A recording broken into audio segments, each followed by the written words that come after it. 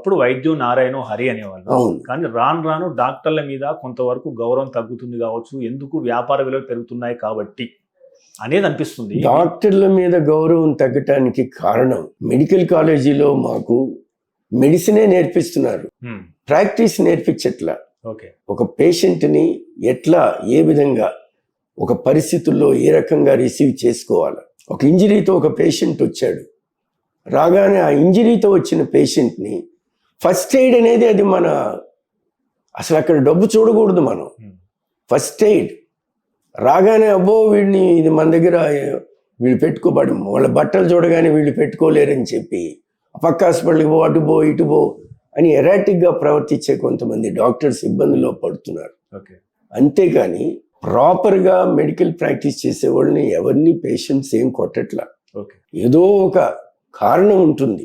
ర్యాష్గా doctor ప్రవర్తించడము, ఊరికే ఏ మనిషి ఎవరిని కొట్టడు, దూషించడు, కంపాషన్ చూపెట్టి ఓకే ఈ టైం నేను 9కి పోవాలా, అదే టైంలో ఎమర్జెన్సీ వస్తుంది, నాకు ఈ పేషెంట్ ముఖ్యం, నా పార్టీ కాదు, నా భార్య కాదు, నా పిల్లలు కాదు, ఐ హ్యావ్ టు, ఆ రకంగా నేను ట్రీట్ చేస్తే నా జోలికి ఎవ్వరూ రారు.